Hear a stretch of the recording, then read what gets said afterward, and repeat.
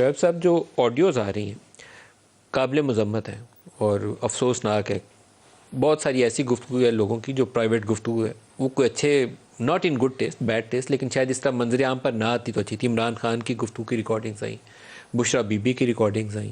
بعض جملے تو اس میں قابل اعتراض بھی ہیں کہ جیسے سب کچھ دہشت گردی سے جوڑ دو, درست نہیں تھا, غیر ملکی سازش سے جوڑ دو, غداری سے جوڑ دو. وہ ایسے جملے نہ کہتی تو اچھا لگتا تھا. لیکن اب جج صاحب کی بھی آ گئی, اور وہ بھی سپریم کورٹ کے جج کی.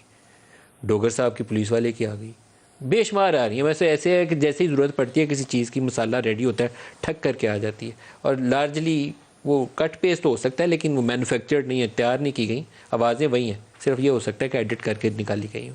یہ کیا طریقہ کار ہے؟ دیکھیں, پہلی بات تو یہ ہے کہ ہماری بدقسمتی ہے کہ ہماری اسٹیٹ ایجنسیز یا ہمارے وہ لوگ جن کی یہ ذمہ داری ہے کہ یہ ہمارے جیب سے پیسے کاٹ کے یہ ہم ان لوگوں کو پیسے کھلاتے ہیں, دیتے ہیں.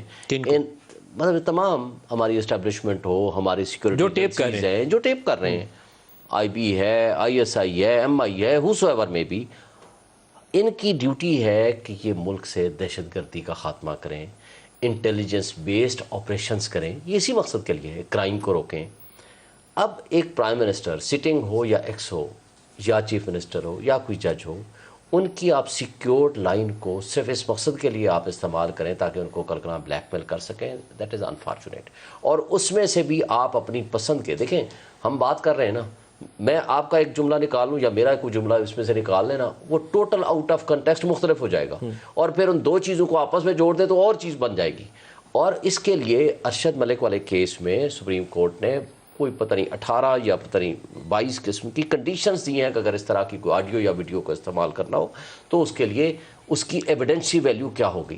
ویسے وہ جو ججمنٹ ہے مجھے اس پہ اختلاف ہے, کیونکہ ارشد ملک والا جب کیس سامنے آیا تھا تو جس طریقے سے وہ نواز شریف کی کنوکشن والا کیس تھا اس کو دوبارہ دیکھا جانا چاہیے تھا, کیونکہ میرے خیال میں ارشد ملک کو بلیک میل کر کے فیصلہ لیا گیا تھا. میں اس پہ شک کی بنیاد پہ نہیں کہہ رہا, میں یہ کہتا ہوں کچھ ایسے شواہد پہ جو لوگ تحقیقات کر رہے تھے ان سے گفتگو کے بعد یہ آپ کو بات بتا, اس کیس کو ڈمپ کرنا غلط تھا, اس کو دیکھا جانا چاہیے تھا. ندیم صاحب, بات یہ ہے کہ ہم اس وقت تو سپریم کورٹ کی ججمنٹ میں پرنسپلز کی بات کر رہے ہیں, اس کیس کے کنٹیکسٹ میں نہیں بات کر رہے. پرنسپل جو طے کیا ہم پرنسپلز کی بات کریں, اس پرنسپلز کی روشنی میں تو سب سے پہلے تو یہ پوچھا جائے گا کہ یہ بنائی کس نے ہے. جب تک وہ بنانے والا سامنے نہیں آئے گا تو اس کی کوئی ایویڈنشیل ویلیو کوئی نہیں ہے, اور کون اس بات کو کلیم کرے گا. پہلے تو سپریم کورٹ, عمران نے تو اس پہ سپریم کورٹ کو خط بھی لکھا نا, سپریم کورٹ کو اسے ٹیک اپ نہیں کرنا چاہیے؟ کرنا چاہیے. پہلی بات تو یہ ہے کہ سب سے پہلے پوچھنا چاہیے کہ جج صاحب سپریم کورٹ کے اندر بیٹھے ہوئے جج صاحب فائز عیسیٰ نے اس کی 2019 میں شکایت کی تھی نا کہ میری گفتگو ریکارڈ ہو رہی ہے private.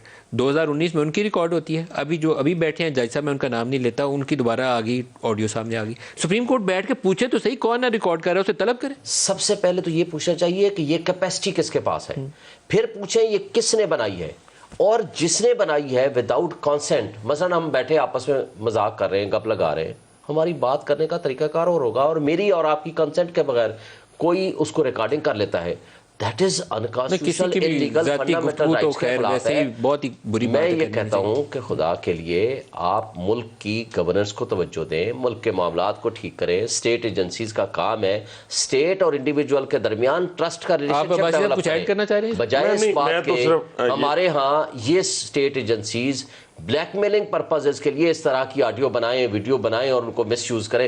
That is very wrong.